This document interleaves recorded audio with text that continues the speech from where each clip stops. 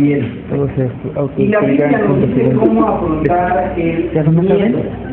En el capítulo 21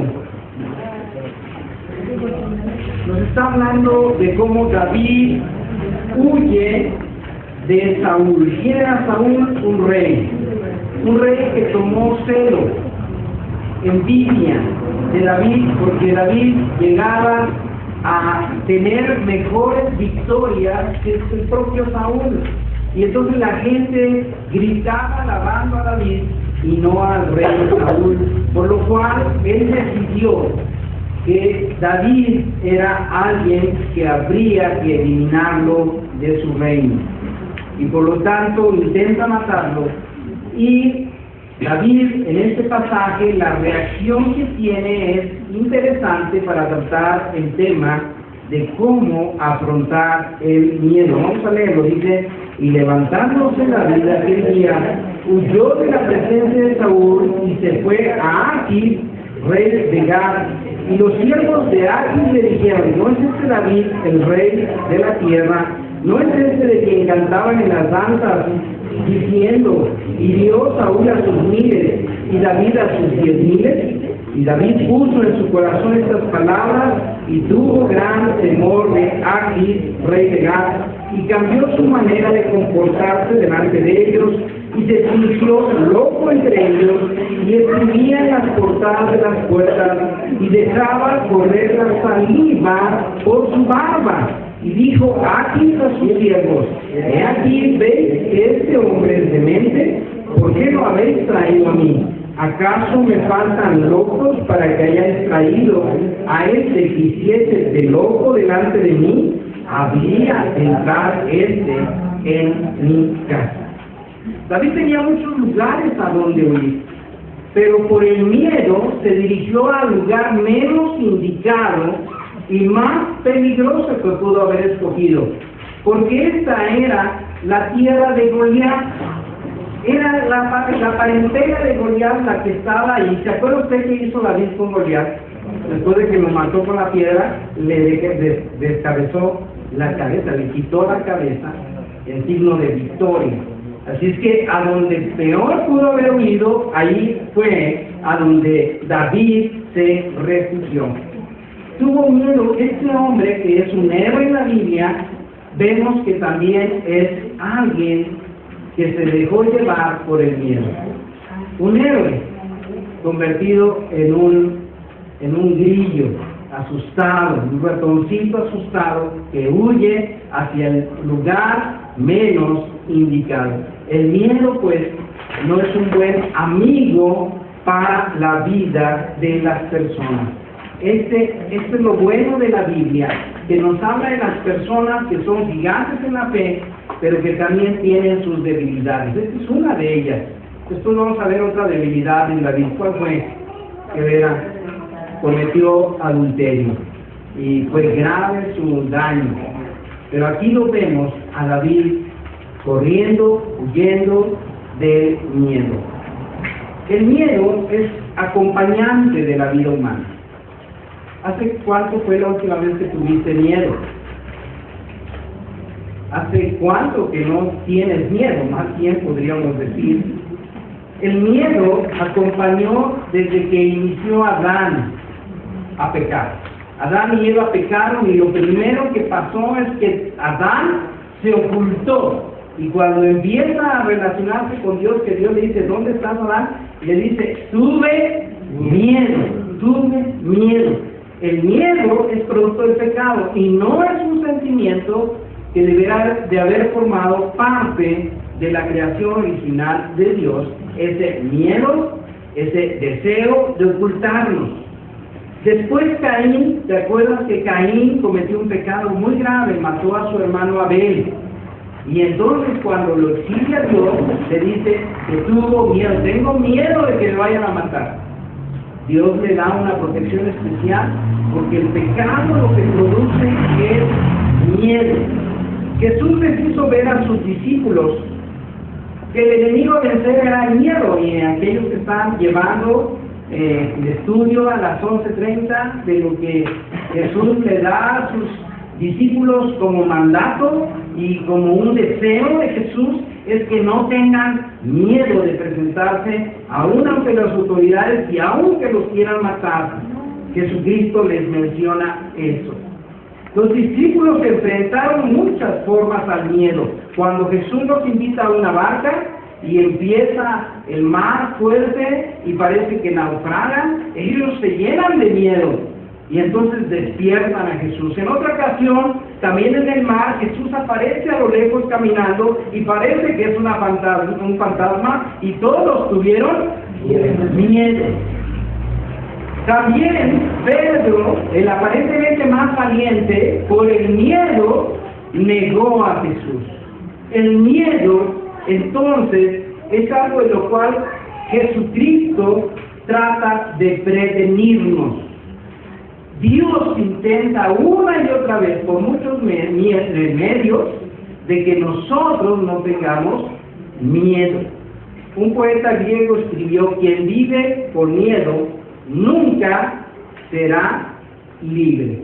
Y debemos de aceptar que hay un acompañante que está sigiloso, acechando nuestras vidas, y se llama miedo. El miedo está sigiloso, está esperando que nosotros caigamos como presa, casi diario, está buscando que tú te paralices o que tú empieces a actuar en base al miedo. Así es que vamos a estudiar este asunto del miedo. El miedo actúa de manera extraña. Es una cadena, puede ser una cadena, porque nos paraliza. Muchos proyectos se pierden por causa del miedo. ¿Se acuerdan cuando eran esclavos los hebreos? Vas escribiendo, ¿verdad? En el boletín aparece alguna parte donde tienes que ir escribiendo. Tienes que escribir, es una cadena. Bueno, ahí lo subrayas, por favor. Es una cadena, nos paraliza. ¿Te acuerdas? Cuando eran esclavos en Egipto, el pueblo de Dios, ellos tenían miedo. Cuando llega Moisés y les empieza a decir que es hora de levantarse, y ellos, cuando ven la reacción del faraón que carga más pesado su trabajo, ellos tienen miedo que los paralizaba. Dios estuvo haciendo proezas y milagros de tal forma que el pueblo llegó a confiar en la libertad que les ofrecía, pero mientras tanto tenían miedo y estaban paralizados.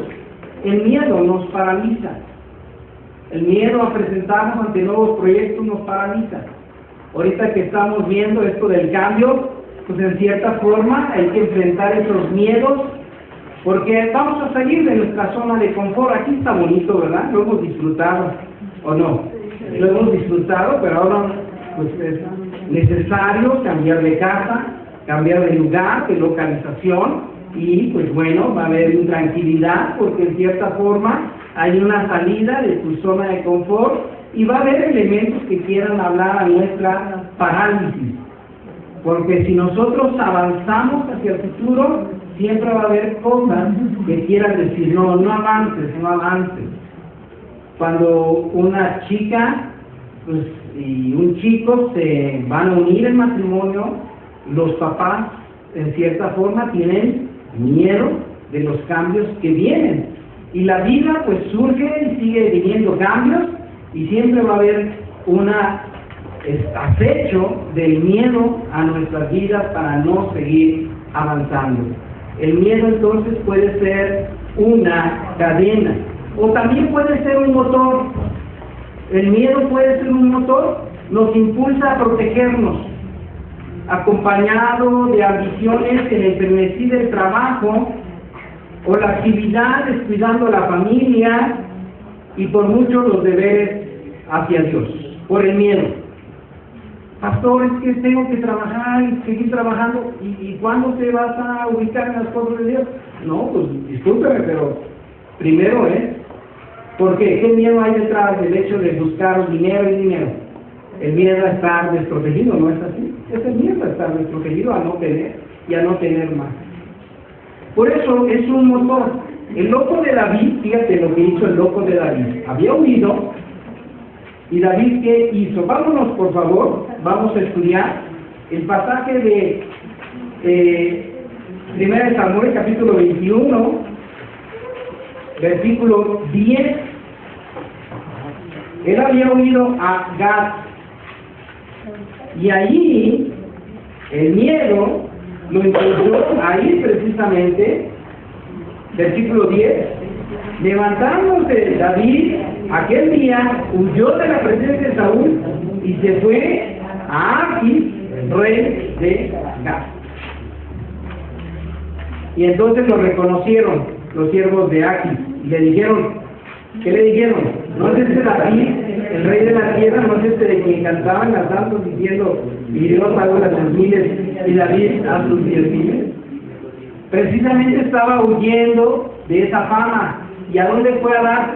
A la gente que lo conocía de esa fama, exactamente ahí. Por eso el miedo es un mal acompañante, porque también nos paraliza, pero también cuando nos movemos equivocadamente. Ahora que estoy platicando con Vicky se encuentra en medio de grandes tentaciones, porque pues en los padecimientos que tienen muchos niños, entre ellos algunos de ese carácter crónico, como el caso de Wendy, que tiene esta enfermedad crónica significa que va a permanecer ahí arraigada. Entonces ella me decía, estoy viendo, pastor, que hay gente que está refugiándose en lo que encuentra. Y entonces me encontré con una mujer que me dice, mira, Reina, ¿qué veo? Es una chica, y dice, ¿ya viste? Qué bien se está moviendo, pues qué bueno, ¿no? No, dice, es que mira lo bien que le hace, porque yo le dije que se tomaron una taza de sangre de sopilote diario. Le dije, ¿cruda? Sí, cruda. ¿Ustedes creen un sopilote crudo sangre? ¿Qué de bacterias tendrá un sopilote? No, y además le reza a la virgencita fulana, y además esto, y mira la que bien camina. A una madre desesperada por la salud de su hija, es una tentación enorme. Sí, por el miedo, ¿verdad? El miedo que nos atrapa y nos dice, pues sí, vamos a hacer lo que diga con tal de que sane a mi hija. ¿Y cómo estás tú? Le dije, yo, mire, pastor, no, yo nunca le voy a entregar un demonio a mi hija, para nada. El Señor es mi protector. Pero podemos actuar como locos. David, pues en su desesperación, se fue al lugar equivocado y actuó como loco, como una persona sin sentido. Y muchas veces nuestros miedos así provocan situaciones en las cuales familiarmente hay cosas que afrontar y tenemos que ubicar a las personas. ¿Y por qué no ubica a esta persona? Eso le está haciendo daño a su familia. ¿Por qué no pone un alto? Y al final digamos, usted tiene miedo, ¿verdad? Sí, tengo miedo. Por miedo sigo en esta situación que debería de poner un alto. Hay miedo. Y por miedo sigo en ese trabajo donde ya sé que están abusando de mí, pero sigo en este lugar porque tengo miedo. Y hay situaciones que están provocando daños a tu salud, daños a tu familia, por causa del miedo. El miedo, entonces, es algo que nosotros debemos de aprender a afrontar. ¿Lo creen así, hermanos? ¿Creen que este tema es importante para tu vida o no? Si es importante para tu vida, vamos a ir a nuestro rostro. Padre, Señor, te lo suplicamos, ayúdanos. Queremos reconocer qué pasa en nuestras vidas y por qué tú tenías que traer esta palabra a nosotros. Te lo suplico, te lo suplicamos humildemente los que estamos aquí, que tú permitas que esta palabra que viene de ti nos enseñe lo que debe pasar en nuestras vidas para afrontar el miedo. Te lo suplico, Padre, en Cristo Jesús. Amén. Vamos a ir al Salmo 56, por favor. Vamos a ver el Salmo 56. El Salmo 56 es la respuesta que este hombre de fe, en su debilidad, llega a hacer, a realizar para afrontar su miedo. ¿Qué hacía David? Fíjate lo que dice arriba en el Salmo, es una oración de confianza. ¿Cuándo lo hizo? Dice al músico principal sobre la paloma silenciosa en paraje muy distante, Mictam de David, cuando que los filisteos le prendieron en Gat. Eso es lo hermoso de David y de los salmos, que tú puedes, cuando tú ves arriba, ¿cuándo escribió este salmo? David escribía sobre acontecimientos concretos de su vida y los deja escritos. ¿Sabes cuál es la recomendación que la consejería pastoral hace a aquellos que están en una turbación especial? Que ellos acostumbren a escribir lo que sienten. Es llevar un diario de lo que está pasando en tu vida. David llevaba ese diario, y ese diario lo volcaba como parte de su situación y los sentimientos que estaba experimentando, pero dirigidos a quién? A Dios. Y por eso vemos estos asuntos emocionales que David, son asuntos emocionales que nosotros también podemos leer y disfrutar y también ayudarnos para precisamente darnos consejos de cómo vencer las situaciones. Aquí era cómo vencer los miedos, y aquí entonces se escribe cómo hacerlo. ¿Usted sabe quién fue Shakespeare? Un gran autor inglés. Dijo él: de lo que tengo miedo es de mi miedo. Tengo miedo de mi miedo. Shakespeare, pues bueno, fue un exitoso escritor, pero también tenía muchos enemigos. Pero él sabía que el principal enemigo a vencer era su miedo. Era su miedo. Y tú sabes que Apocalipsis, capítulo 21, 8, cuando dice quiénes no entrarán en el reino de los cielos, ¿sabes quién habla? Pero los cobardes. Los cobardes no entrarán en el reino de los cielos. Los pone al nivel de los homosexuales, ¿eh? Los pone al nivel de los pervertidos sexuales, los cobardes. Así es que, como cristianos, ¿debemos de afrontar nuestros miedos? Claro que sí, tenemos que afrontar nuestros miedos, porque yo no quiero ser un cobarde en la vida. Y recuerdas al hombre que por miedo enterró sus talentos cuando el Señor se fue y dejó talentos. A uno le dio un talento. ¿Y qué hizo ese hombre? Fue y lo enterró. Y cuando llega el Señor le dice: ¿por qué lo hiciste? Porque tuve miedo. Porque tuve miedo. Así es que tenemos que enfrentar nuestros miedos. La Escritura nos invita, es más, nos demanda enfrentar nuestros miedos. ¿Sí o no? Sí, nos demanda. Tenemos que enfrentar nuestros miedos. ¿Cómo enfrentamos entonces nuestros miedos? Primero, confiesa tu miedo. Confiesa tu miedo. El Salmo 56, 1 y 2 que dice: ten misericordia de mí, oh Dios, porque me devoraría el hombre. Me oprime combatiéndome cada día. Todo el día mis enemigos me pisotean, porque muchos son los que pelean contra mí con soberbia. Lo primero que está haciendo David es confesar que tiene miedo. Porque ¿qué piensa? Que el hombre lo quiere ¿qué? Devorar. Que los enemigos son muy grandes, que lo superan. Y por lo tanto su miedo está presente. Es la parte luego más difícil de hacer. Que nosotros estemos contando nuestros días de tal forma que traiga al corazón Dios sabiduría.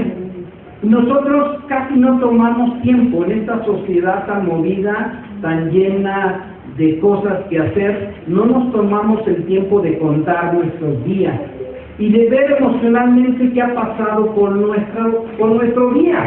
¿Qué pasó? ¿Cómo estoy respondiendo ante las situaciones? ¿Hay algo de lo que tenga que tener miedo?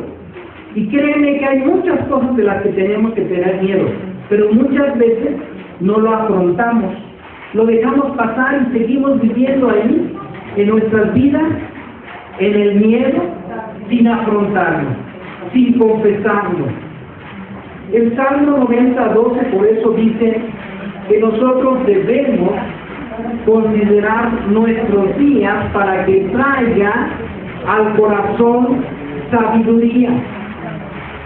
Y fíjate lo que dice este poema.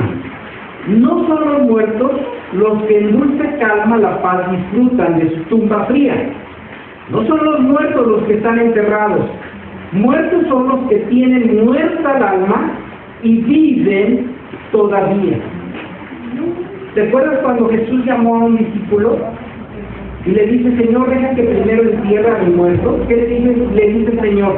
Deja que los muertos entierren a sus muertos y tú ven y sígueme. Y así como cuando Jesús sanó a un ciego y los fariseos le dicen al final de toda la historia en la cual se enojan con Jesús y le dicen, nosotros vemos, ¿por qué dices que estamos ciegos? Y dice Jesús, porque dicen que ven, ustedes están ciegos. Precisamente lo que Jesús quiere, y la palabra de Dios nos invita, es que a que estemos considerando de qué tenemos miedo y confesarlo a Dios. Decirle al Señor de qué tengo miedo. A veces durante el día tú llegas a escuchar alguna enfermedad o alguien te dice de un cáncer, de una situación, y a poco no piensas, ay, y si a mí me pasara, ¿no piensas así? Yo soy un poco hipocondríaco, y a veces digo, ay, si a mí me pasara, ¿qué seré el único hipocondríaco aquí? No llega a pasar que si te da miedo, ay, no, yo si me pasara eso, no, que quién sabe qué. Y entonces, en el día, cuando tú esos pensamientos arrojaste, o cualquier otro pensamiento arrojaste, ¿qué tienes que hacer? En la noche, a ver, ¿qué pensar? A ver, este pensamiento, a ver, Señor, aquí tengo miedo, que está ahí presente, que está sumergido en el iceberg, pero esta situación hizo que aflorara. A ver, ¿sí debo tener miedo de esto? Y entonces te da la oportunidad de confesar al Señor y tratar con el Señor estos asuntos que están vigentes en la vida de cualquier persona. Y para eso hay muchas clases de miedo en la cual tú en el diario vivir puedes afrontar. Confiesa entonces tu miedo. Quiero que cierres tus ojos. Cierra tus ojos, por favor. Y no necesito decirte mucho, que pienses demasiado para que tú ubiques tus miedos. Pero cerrando los ojos tú puedes pensar de qué tienes miedo. Y seguramente te van a salir varios asuntos ahí de lo que tienes miedo. Algunos tienen miedo cuando sean viejitos, cuando sean ancianos, ¿qué va a pasar con sus vidas? Algunos tienen miedo de cómo van a morir. Algunos tienen miedo simplemente de subirse a un camión. Algunos tienen miedo de las personas que los rodean. Y en este momento quiero que ahí confieses en silencio al Señor tus miedos. Y simplemente le manifiestes de qué tienes miedo.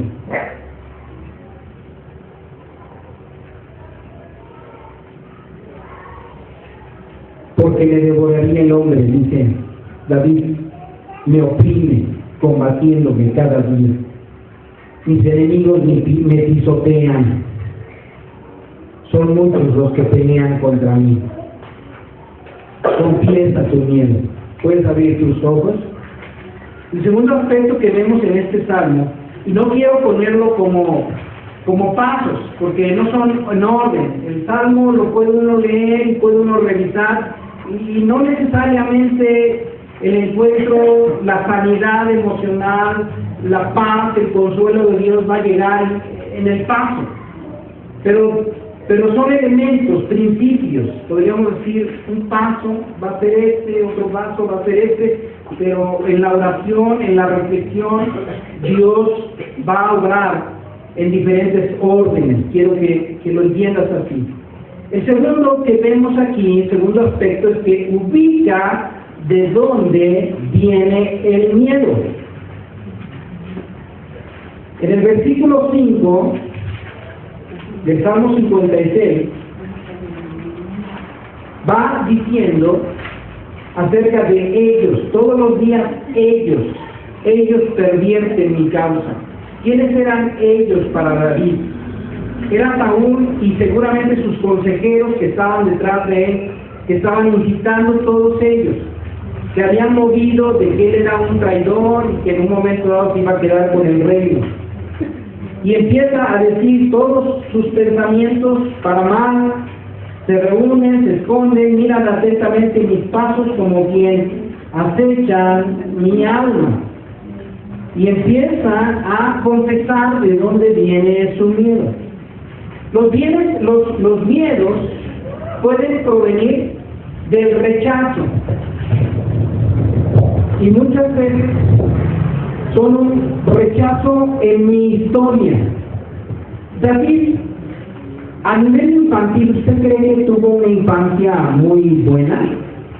Cuando uno ve la primera presentación, la primera vez que vemos a David con Samuel, Samuel llega, el profeta, porque quiere ungir de parte de Dios a alguien de la familia de Isaí. Y el papá empieza a mostrar uno de buen parecer. Entonces dice, no, ese no, otro, enséñame otro, 2, 3, 4. Y Samuel dice, no. Y dice, pues ya son todos. ¿De veras son todos? ¿No te falta uno? Y entonces, ¿qué dice Isaí? Ahí está el que cuida los marranos. Ahí está. Tengo otro hijo, no estaba cuidando los marranos, porque era el judío que estaba cuidando las ovejas. Y entonces llega David. Ahí está el otro. Ese otro, en señal de que David sufría rechazo, el rechazo infantil. ¿Tú alguna vez experimentaste el rechazo infantil de niños? Todos sabemos de qué forma hubo el rechazo. Y después, cuando David llega al campamento donde está Goliat desafiando al pueblo, y ahí están los hermanos, luego le tiran a David y dicen, ¿tú qué haces aquí? Sácate, ¿qué haces aquí? Y él dice, no, pues me mandó un papá para darle alimento. Pero ¿tú qué haces? Y cuando David le dice, ¿quién es ese? Así que te importa. Había rechazo. David luchó con ese rechazo y ahora con suficiente razón había miedo porque Saúl, su rey, lo estaba rechazando y persiguiendo. ¿De dónde viene mi miedo? Del rechazo. Puede ser del rechazo. Los demás me rechazan. Siento el rechazo. ¿Por qué no evangelizamos? ¿Se acuerdan del folleto? ¿Por qué muchas veces no evangelizamos? Porque nos da miedo al rechazo. ¿Qué van a decir? No, es que no. Cuando yo inicié en el camino del Señor, estaba en el trabajo y me daba un chorro de miedo, iban a decir de mi jefe. Y yo estaba acostumbrado a orar en la comida. Y cada semana nos invitaba el director a un comedor de directivos. Yo era su director. Entonces nos subíamos a comer allá arriba. Y pues ya era cristiano. Pero pues empezamos a comer y yo hacía así como que medio oraba yo en mis adentros y después ya comíamos, ¿no? Bueno, no comíamos, pero normal, ¿no? Nadie sabía nada. Hasta que el Señor me dice, oye, ¿qué te pasa? ¿Qué? Pues tú oras siempre, ¿por qué no estás orando? ¿Por qué crees que no estaba orando? Por miedo al rechazo. Y en una ocasión me dice, no soy un cobarde. Me da miedo. Realmente me da miedo. Solo si tú me ayudas puedo afrontar este miedo, porque sí se trataba de miedo. Y entonces en una ocasión, pues nos sentamos y dije, en tu nombre, Señor, ¿me dan tantito permiso? Y se pararon todas las risas, los chistes y demás cosas que sí, antes de comer me permiten hacer una oración. Yo sé que ustedes no van a hacer a nosotros, pero yo sí. Señor, gracias por los alimentos que bendecimos en Cristo Jesús. Amén. Amado, chiquitas. Ya entonces me quedo bien. No me dijeron nada, La verdad es que no me dijeron nada. Yo pensé que iban a dar pagando ahí, que iban a tirar a la cabeza. ¿Y saben qué? No pasó nada. Mi miedo era mayor a la realidad de lo que iba a pasar. No pasaba nada. Yo no diría nada a un compañero que se hubiera persinado, ¿no? Se persine ya. O tú crees que si tú te hubieras dicho algo. Pues no, pero uno, los miedos lo llevan a exagerar lo que va a pasar.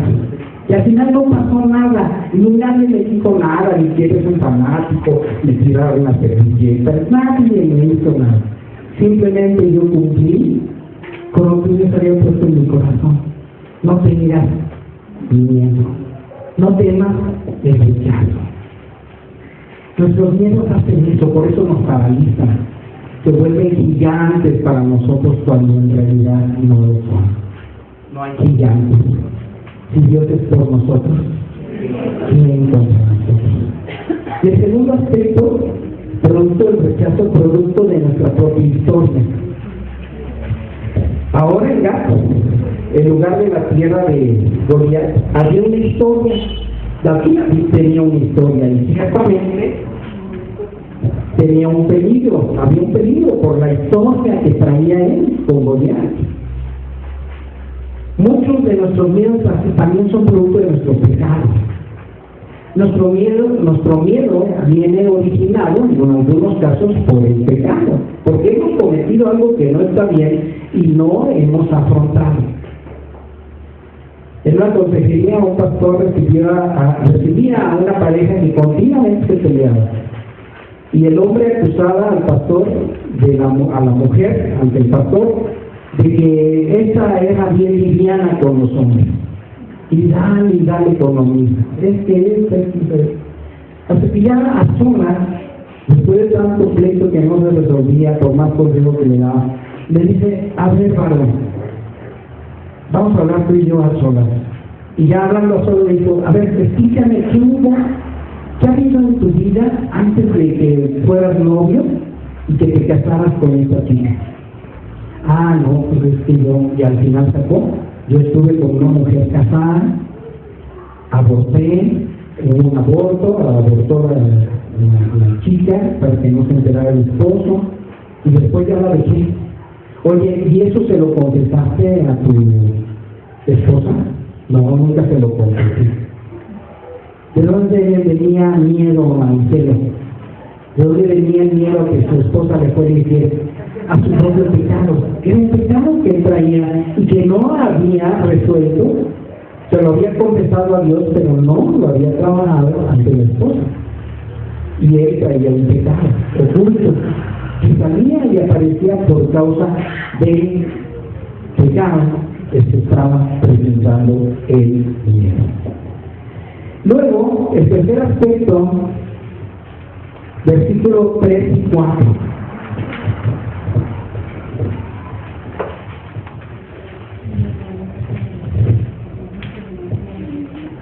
En el día que temo, qué hermoso, ¿verdad? A ver si lo fuerte. En el día que temo, yo en ti confío. Qué otra vez digo. En el día que temo, yo en ti confío. ¿No te parece hermoso este pasaje? Salmo 56, versículo 3. No es como para meterlo y archivarlo ahí en tu memoria, tu disco duro cerebral. En el día que temo, yo en ti confío. En Dios, alabé su palabra. En Dios he confiado, no temeré lo que pueda hacerme bien el hombre. No temeré lo que pueda hacerme el hombre. Alguien con miedo es alguien que no confía en Dios. Alguien con miedo, si tú lo sostienes, es que no estás confiando en Dios. Por eso el día que temo, ¿qué tienes que hacer? Yo confío en Dios. Alguien que duda de la omnipotencia de Dios es alguien con miedo porque hay duda de que Dios es omnipotente. Es el Dios de la vida, es el Dios de la muerte, es el Dios que tiene el control de la vida y de la muerte, ¿no es así? Él sabe cuándo nos vamos y Él sabe cuánto tiempo nos hemos de quedar. ¿Quién tiene el control final? ¿El reloj último de cada día? Dios. Y aún de lo que pudiera pasar, de todo lo que pudiera pasar, ¿quién tiene el control? Dios sabe. Ahora que les hablaba a los chicos en el curso que tenemos, a las 11:30, Les platicaba de ese muchacho que llegó huyendo de Michoacán, ¿te acuerdas que comenté de la familia michoacana que se levantaron los autodefensas allá y que les mataron gente y se fueron corriendo y huía, pero vino aquí a la iglesia, me toca a mí, pasó, quieren hablar con usted, pasé, lo pasó acá de este lado y él me empezó a platicar que era de los autodefensas. Digo, no de los autodefensas, de los de la familia que lo estaban matando. Digo, ¿por qué vienen? Dice, porque no descanso en paz. ¿Y por qué no descanso en paz? Porque las cosas que tengo aquí, que por más droga que me meto no puedo descansar en mi mente, es porque a mí me pagaban por golpear a los cristianos. Y cuando yo los golpeaba, ellos me decían, Cristo te ama, Cristo te ama. Y vengo con usted, me dicen que usted me puede orientar. Y le decía, ¿qué pasa si a nosotros llegase a pasar eso? En principio, ¿qué nos da? Miedo. Pero ¿qué nos dice Jesús? No temáis, no temáis, no temáis. ¿Quién estará con nosotros? Si nos llega a pasar eso, yo ahorita digo, no, si me pasa eso, no, quiero saber. Si me pasa eso, ¿quién va a estar con nosotros? ¿Quién va a poner las palabras en nuestra boca? ¿Quién va a tener la fuerza? ¿Quién va a poner la fuerza? Tú no. ¿Quién? Dios. Si me llega a pasar, pues Dios va a poner todo. ¿Qué haces en mi vida? Él va a poner eso. Por eso transfiere tu miedo hacia la omnipotencia de Dios. Haz ese intercambio, Señor, te entrego mi miedo, dame tú la victoria sobre el miedo. Por eso el Señor decía, no teman a los que matan el cuerpo, mas al alma no pueden matar. Temed más bien aquel que puede destruir el alma y el cuerpo en el infierno. ¿Quién puede destruir el alma y el cuerpo en el infierno? ¿Quién tiene el poder para mandarnos al infierno? Satanás no, Satanás no. ¿Quién tiene el poder? Dios tiene el poder para decidir quién va al Gehenna, al apasadero celestial, o quién va a los lugares celestiales con Cristo Jesús. ¿Quién tiene el poder? Dios. Así es que, ¿a quién debemos de temer? A Dios. Prefiero temerle a Dios a temerle a Satanás. Y además el temor de Dios, ahí en tu boletín ahí dice una frase. ¿Qué dice del temor de Dios?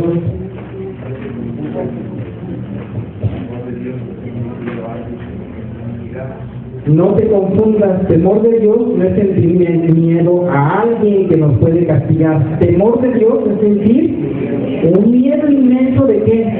De fallarle a Él. Un miedo inmenso de fallarle a Él. Si vas a tener miedo, ¿de qué debes tener miedo? De fallarte a Dios. Tengo mucho miedo, Señor, pero de fallarte a ti. Y ese miedo es mayor a cualquier otro miedo, cualquier otro gigante que esté afectando mi vida. ¿Sabes qué, Señor? Yo prefiero tenerte a ti. En fallarte, de tenerle miedo y actuar por miedo a mis enemigos. Y luego el versículo 10 y 11, ¿qué dice? Sí, Salmo 56.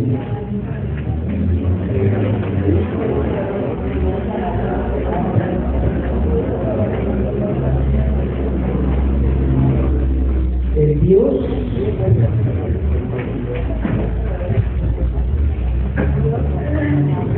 en Dios alabaré su palabra, en Jehová su palabra alabaré.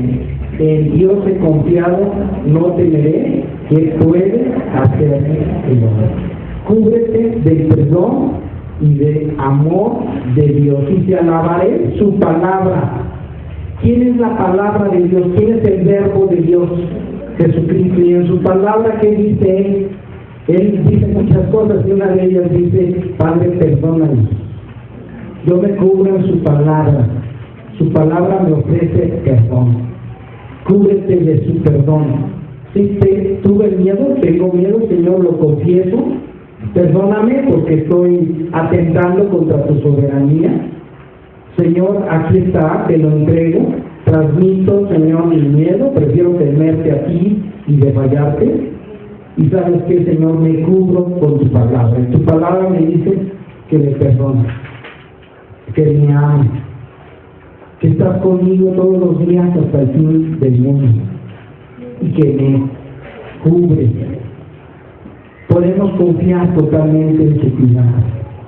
Y por otro lado, el aspecto último, que dice el versículo 12: sobre mí, oh Dios, están tus votos, que tributaré las alabanzas.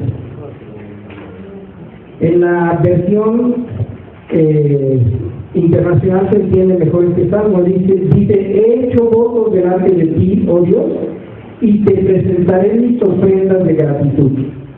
Es decir, ¿qué tenemos que hacer? Actuar, no quedarnos paralizados. Actúa.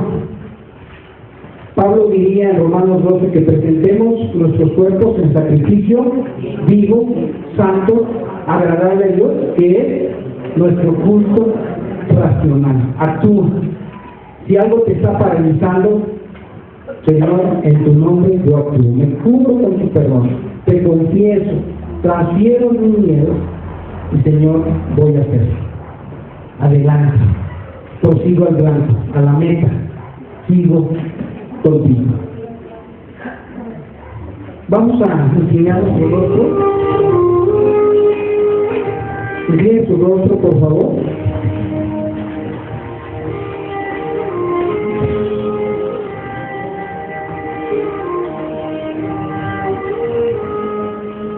Señor, tú tenías que poner este tema